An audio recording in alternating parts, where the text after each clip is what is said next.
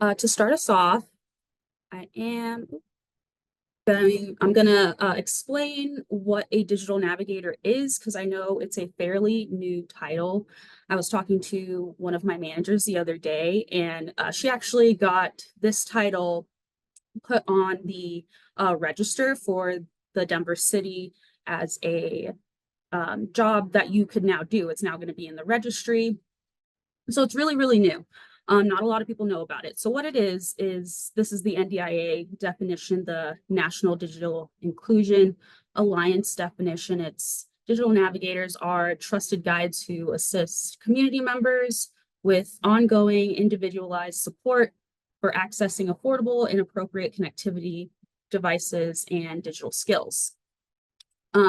So the services I provide to my community are assistance with signing up for affordable internet services, assistance with finding affordable devices, ongoing one-on-one tech help, and guidance on basic digital skills through open learning resources, which is the last two is what we're going to focus on with the SkillBlox. So the steps of a digital navigator appointment are greet the person, ask them about their week. I do this because usually the problem that they have been dealing with for a couple of days comes up within this conversation. And by asking them about their week, I'm creating that safe space for them. And then, so I ask them what they need help with. If it doesn't come up naturally in the conversation, then asking them directly is a great way to get started. And then I assist them with connecting them to those resources that they need.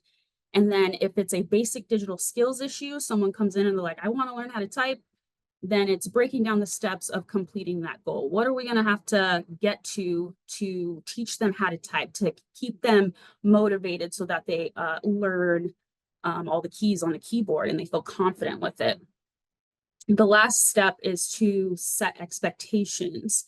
I get a lot of requests that I just can't help out with. I just don't know how to do it. I like to joke and say, hey, if I knew how to do this, they would be paying me more money. I'm a basic skills teacher, so this is what I can do. And then I also let them know that we have to get this done within the hour, but you can come back to the library and we can work together for an hour once a week for as long as they need. So they can come and see me once a week for an hour for a year if they want to. All right, so now I'm going to dive into the story of how I found SkillBlox, which is, it's a short story. It's fairly short. So about 2 years ago, when I was hired as a digital navigator through the digital inclusion department, this role opened my eyes to the digital divide and also the misconceptions surrounding the digital divide. I came to understand that the lack of basic digital skills is not solely determined by age, but by access and exposure to the internet and the devices we use to connect to it. It's about whether you've been taught these skills, when you learn them. There is a huge need for resources that focus on teaching people of every age basic digital skills. So when these resources are available, it can be overwhelming for one person to sort through all of these available resources, especially if they're lacking those basic digital skills. And so many free teaching resources tend to disappear after a year or two. And since my job is to focus on creating a space to teach these basic digital skills, I made it my first goal to find an easier way to update the online basic digital skills resources that we have available and categorize it in a way that was inclusive. So in a way that didn't deter someone who wasn't too familiar with using a mouse or too familiar with using a browser. I wanted to create a list that was inviting and not so overwhelming. And so I dived into every document I could get my hands on. I did find this Google Doc that contained hyperlinks. It had no title, it had no subtitle. I didn't know what I was getting myself into, so I just dove right in. And then I found SkillBlox. It sounded cool. My name starts with an X. This has an X in it, so boom, right there. I was like, all right, let me try this. And when I did some more research on what SkillBlox was and the services it could provide, I created an account immediately and started making those learning playlists and started plugging in all of those basic digital skills learning resources that the library already had. And immediately I felt more reassured that I could reach my goal and create an easily navigated list of Denver Public Library's free basic digital skills education resources. So, why I use SkillBlox? I like to say it's a safe space away from a safe space because it also aligns with the library's values. We like to meet people where they're at. We like to provide that welcoming space so that people can ask those quote unquote dumb questions. There's a lot of shame around people not knowing these basic digital skills. And we really try to create a space that welcomes those questions. We want to help you. And the first step that we have to do to help you is to see where you're at. It's an essential resource for anyone looking to enhance their learning experience, and it keeps it simple and transparent.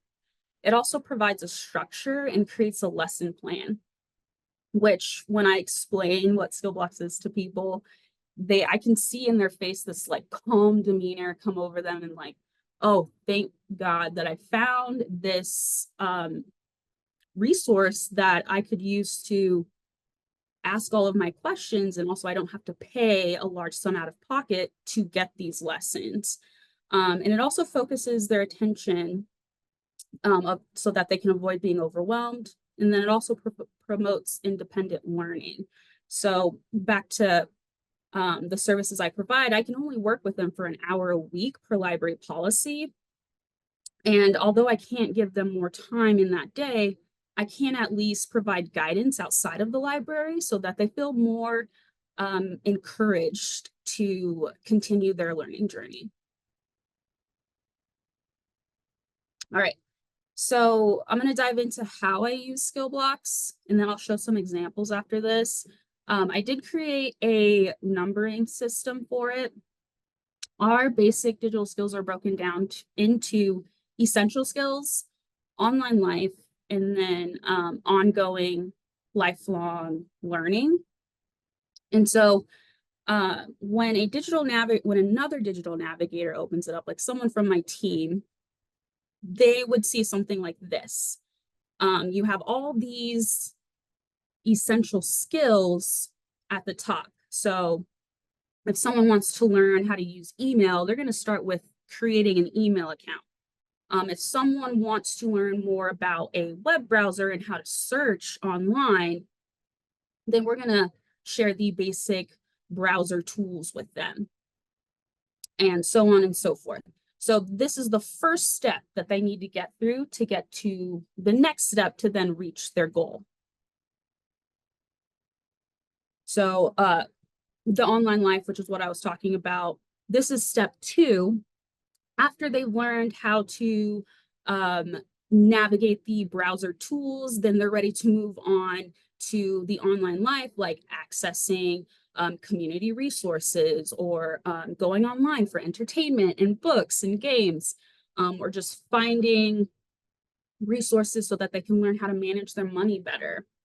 So that's how I use SkillBlox. Is I've with the help of my team, we've broken it down into essential skills, online life, information skills, lifelong learning, and then I use the numbering system to put them in order so that when other digital navigators visit these SkillBlox learning playlists that I've created, they can put them all in order and they don't have to dive through 50 different blocks to get to the resources that they need.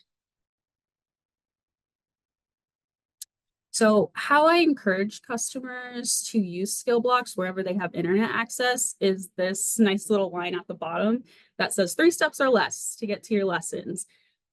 So the first way I share it with them is to create a shortcut. This I can do during an appointment for them. So I will walk them through the process of creating a shortcut, and then I will show them where it's at on their desktop.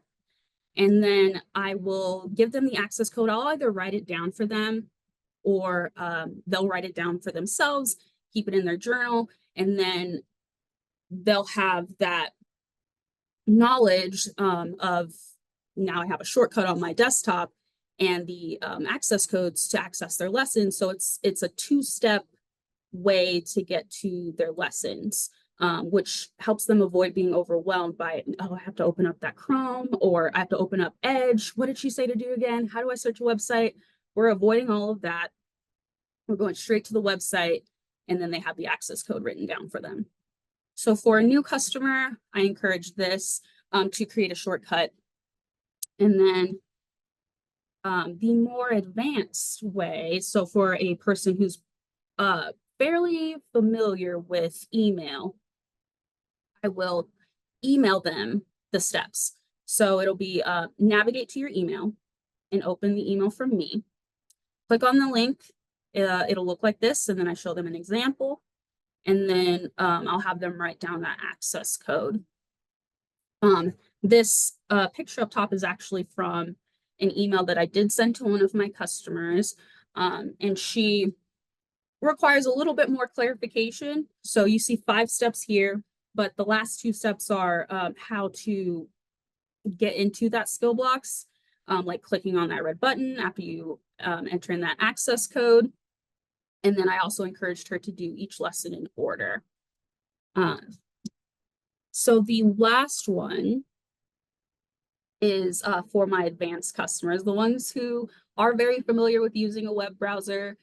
They're primarily working with me because they're unfamiliar with a certain app, and they just want someone to sit next to them and to clarify some things for them as they do their tasks. And so if I do have a resource that provides more guidance on the app that they're trying to use, then I will tell them to open up their preferred web browser, Chrome, Firefox, Brave, and then type in the URL, the skillblox.org, and then I'll provide those access codes to them so that they can enter in the access code and then go through the learning playlists on their own time.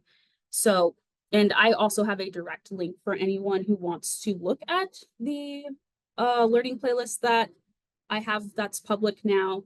And yeah, so that is how I share SkillBlox with my customers, and that's how I teach basic digital skills to others using SkillBlox.